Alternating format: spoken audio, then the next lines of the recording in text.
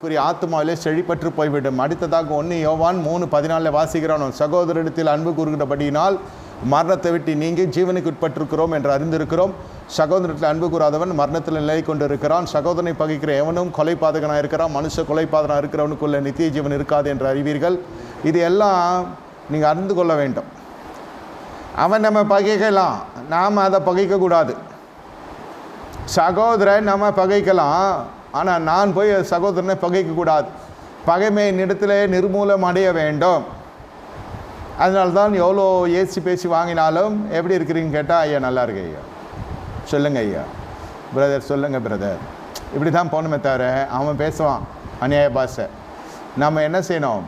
அதை சுமை தாங்கியாக தான் ஏற்றுக்கொள்ளணுமே தவிர அந்த வார்த்தை கூட உங்களை பாதிப்புக்குள்ள நடத்தக்கூடாது. ஒன்று கண்ணில் தண்ணி வரும், ரொம்ப பராக்கிரமசாலி வந்தானா. இன்னொன்று மண்புழு போல் ஒரு தோற்றம் இருக்கும் சிலதுக்கு. அது உண்மையிலே பொருளாதாரத்துலேயே மூளையில் ஒன்றும் கிடையாது, அதுக்கு படிப்பு கிடையாது, ஒரு ஒழுங்கான ஒரு பின்னணி இருக்காது. பணபலமும் கிடையாது, ஜனபலமும் கிடையாது, புத்தியும் கிடையாது. உங்களுக்கு எல்லாமே இருக்குது. அவன் உங்களை தீன்ற பொழுது நெஞ்சை நிமித்தி கொண்டு சண்டைக்கு போவோம். இதுவும் இருக்கக்கூடாது. உங்களை காட்டிலும் பராக்கிரமசாலி உங்களை எய்த்து மிருக்க நினைக்கிற பொழுது நீங்கள் கண்ணீரும் விடக்கூடாது, நடுநிலையாக இருக்கணும். அதனால்தான் இந்த ஆபிரகாம், ஈசாக்கு இவர்கள் எல்லாம் பார்த்தீங்கன்னாக்கா மிகப்பெரிய தன்மான பிரச்சனை வந்த பொழுது கூட அவர்களால் அசைக்கப்பட்டு போக முடியல.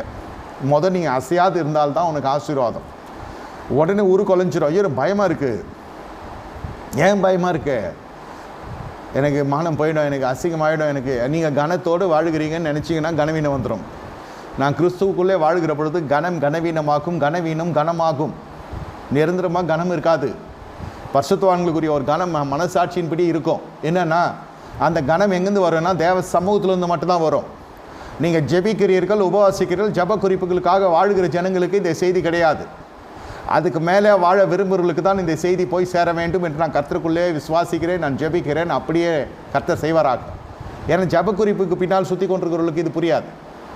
கல்யாணாவில் குழந்தை பிறக்கல, அது இல்லை. இது எல்லாம் ஆன பிறகும் நீங்கள் ஜபத்திலே உங்களை கர்த்தரோடு இணைக்கப்படுவதற்கான காரணம் என்னவென்று கேட்டால், நீ கனி கொடுக்கிறாய், நீ சகிக்கிறாய்.